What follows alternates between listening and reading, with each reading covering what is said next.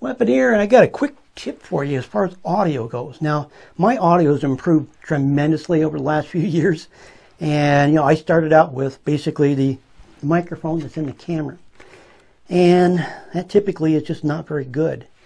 They go ahead and they put the cheapest microphone they can find inside your camera, and they don't have any good range or anything like that. So I've done reviews on my Rode microphones. I typically use a Rode microphone, but for my video camera, I normally would use my Rode video mic, and it's a shotgun microphone that sits on top of the camera. I'm using it actually right now, but this is what I'm also using, and I'll tell you why.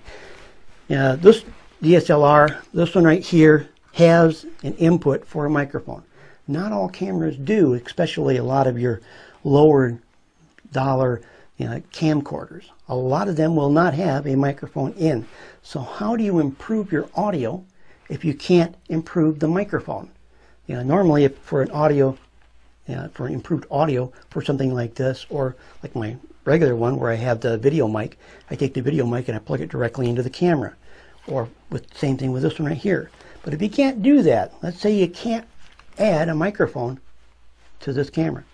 Well, how do you go ahead and improve your audio? Well, you do exactly what you're hearing now. Now, I do have my other microphone going, but it's actually muted while you're watching this. And the reason is my audio actually comes from this right here. This right here is the Zoom H1. This is the cheapest of the digital recorders. This is a $99 recorder, digital recorder. They call it a handy recorder. And basically, this is a very functional recorder. The only problem is you really want to have this plugged in to a microphone.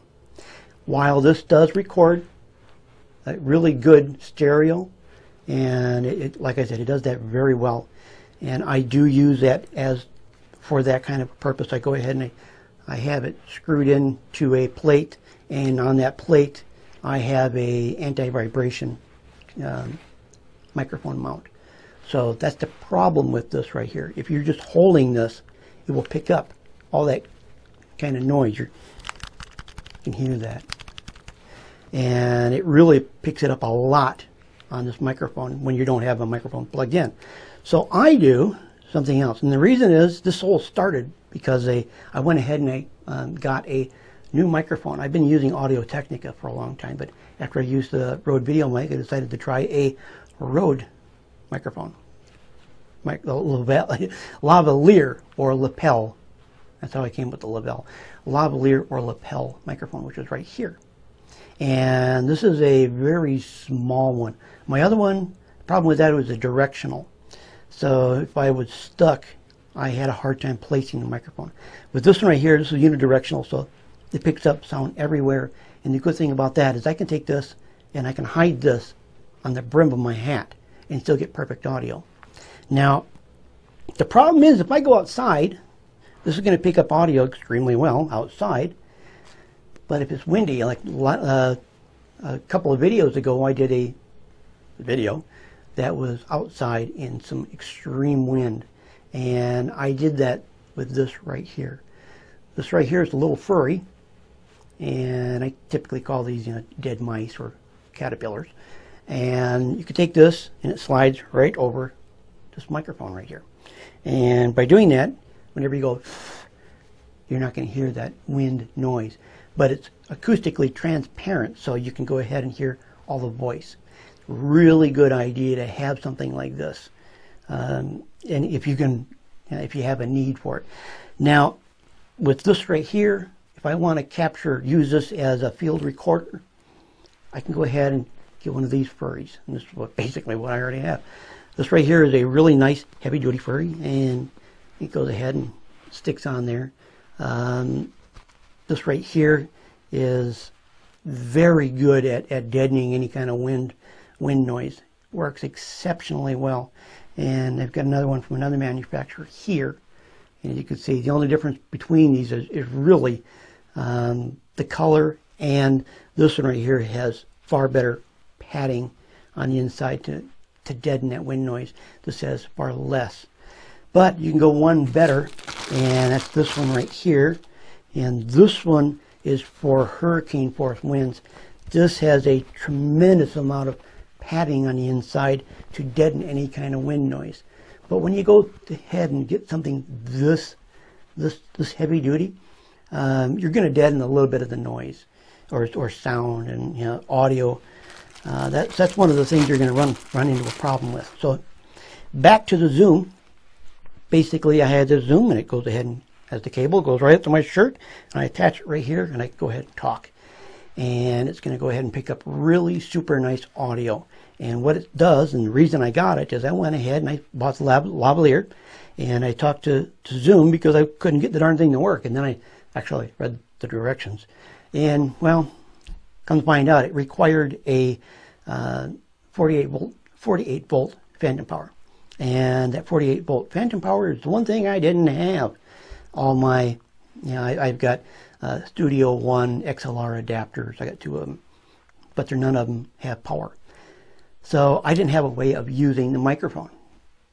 And they went ahead and they told me that, well, why don't you do the same thing we do? We just use this, the Zoom H1. And I couldn't believe it. They actually use the Zoom H1 for testing and demoing their microphones. So I thought, well, if it's good enough for Rode, which is a world-renowned microphone company, if it works for Rode, it's going to work for me. So I went ahead and I took the chance and I bought it. And as soon as I got it, I did my first video, and it worked out beautifully. Now, typically I use a clacker, you know, one of the boards you see in the movies. But what I do is, the first thing I do when I start a video is I go ahead and I hold up the white card for the white balance. I got 2 of them, gray card and white card, and I do both of them just to make sure what kind of tone I want. Gray gives a little bit warmer, so I can go ahead and adjust the white balance. Now, the next thing I do is, you know, obviously I have these started on this one and on the camera, and then I synchronize them by going like this. That's it. By doing that, it causes a frequency spike on the audio on both this one and the camera. And because of that, when I go ahead and I load it in my software for editing, video editing, not audio, when I see the video editor, I watch that, and it's got the waveform. And when the waveform shows this real big spike on both this one and the one below, you know, this one here and the one in the camera, I just go ahead and I line those up. When they're lined up, I mute the top one from the camera, and I use only this one. And this right here is the audio that you're hearing. It's very nice audio, nice and clear. It sounds good. Compare this to the audio from a camera, not so good. So you can go ahead and spend a little bit of money and get yourself the Zoom H1. This has the same audio quality as the Zoom H2, not necessarily the same audio quality as the Zoom H2N, or definitely the H4 or H4N.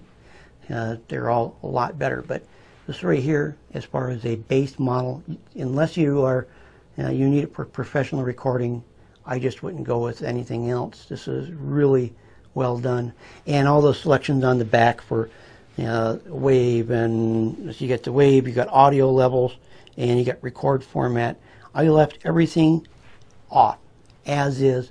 Nothing changed, and by doing that, I can go ahead and edit the audio in my video editing software. I use Video Studio X4, and this is the perfect way to go ahead and increase your audio quality, even if you don't have the ability to plug a microphone into your camera.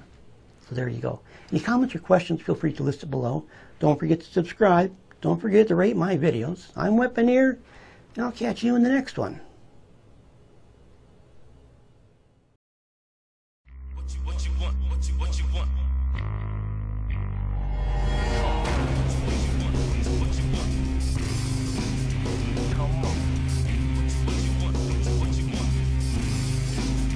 want? Come on.